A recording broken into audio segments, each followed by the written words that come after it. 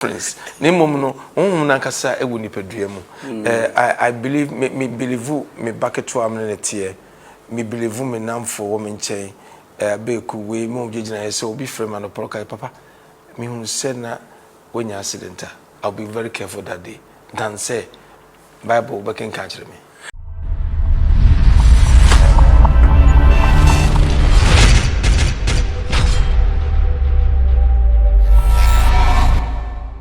Akobasronkon enkoma wa wuti misabre yi ewe ye fidie kese yi eso obre ne wada agya da ne da wonya ede etie ye no nyame enhye no anemo emfa emaw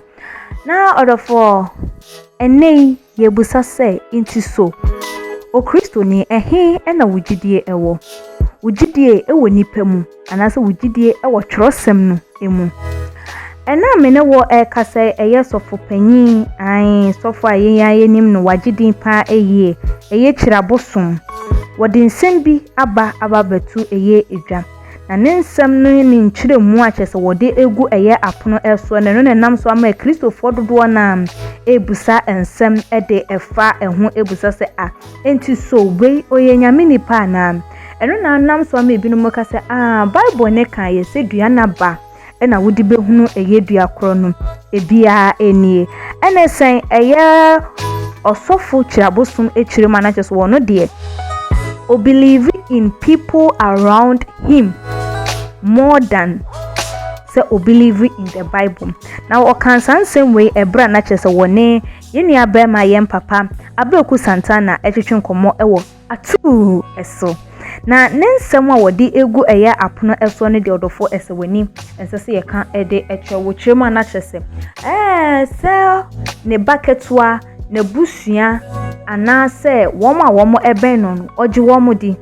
o believe eye in them more than the Bible because Bible no ohu ne say eye history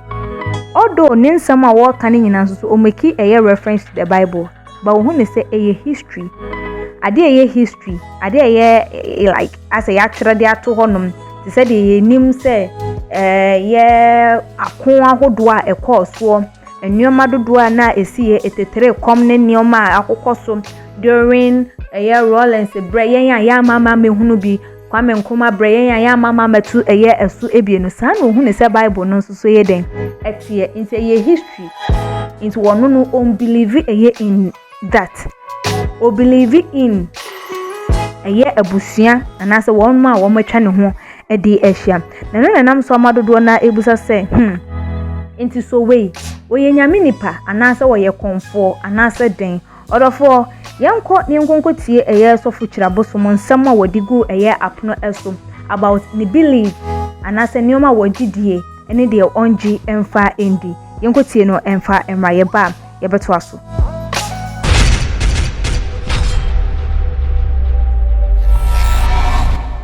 wonya konfo na omfa eye akonfo honhom enye adwuma wo ye den na hu se busum we ochisade we busum we ochisade we adena no Daniel kanjiro oso Onyankopon dan hintasam be dan bibia di akire me so wo nje Bible ndio nti na akoti Daniel me say me catch some the reference okay history me the reference nimom no nankasa ewu nipadua mu I believe me believe me bucket to amnete me believe me namfo wo me nchen beku we mo gyegina yese obi frame an oporokai papa me hu said na when accident I'll be very careful that day than say Bible back in catch me it is sofo obi ehun bibi wo ho aka kire oda obi ehun bi da obere abeka me akire obi ehun bi da na sofo nankasa no se o mo bimasem some fi say me line nam ne esronko because bia me say o modjuma enti onka eye Ghana Christian societies no onka no it we spiritual and prophetic apostolic pentecostal and charismatic ni na kabom wo ye dey ubi na kabom no me tia say but your denominations of the ba kokra menwani ku bia sofo bia no wo Ghana ha madam for no Jesus you are not the church it's anything our friend was for no live assembly worship center enkwa who worship why enkwa place eho anybody say eho eye enkwa place ye sum nyame otiase ye sum Bible ɛne yɛnso mo bia ɛne ye believe ni nyina nso ne sɛ obi e ba be bobra tren ne wasase so wadi de no wakɔ wo bobra yi abidi ye wa mobra yi a obonsam gye no wasase ya so wo be sofa wo bobra yi a wo be kɔ wo ti so to heaven hwe ni pa twa ho hia na nyame ase e bia akwa ne di wachi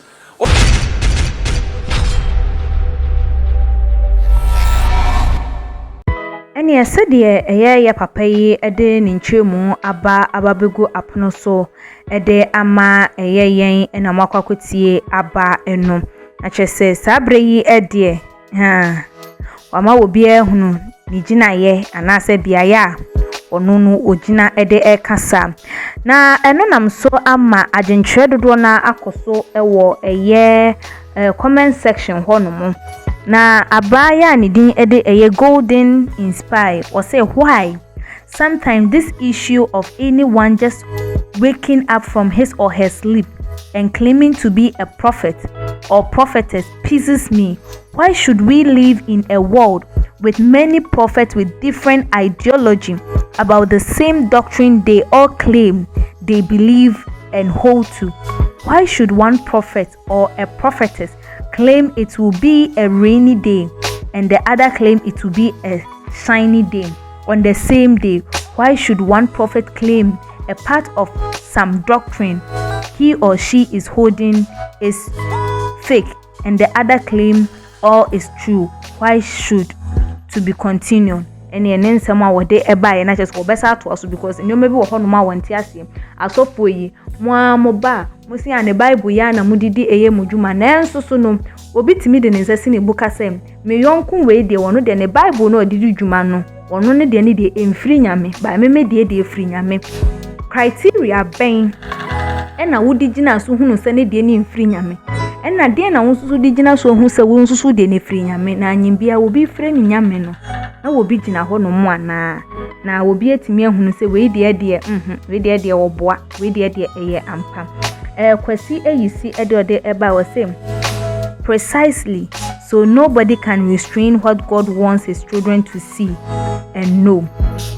And nana kwabna bedi akonde de by we say by their fruits you shall know them. Elohim Yahweh has the final say. No more so there were more etwa say you are quoting Daniel, which is in the Bible, but you are saying the Bible is history. Manuel and so do they ever say the man confirm you don't believe in the word of God, but you are quoting Daniel. Okay, and also there were by a wholesome say deceiving people in the name of God. I need the one also ede abba Kennedy was say God, you are too great indeed. Your living word in Matthew 7:16 says, by their fruit ye shall know them. And Munyam the Bible say God is good no matter who believes or doesn't believe in him. I am glad that his fruit has shown as the type of tree he is. Nana mentioned the Bible say all caught man repent and give your life to Christ. Jesus has the power than anyone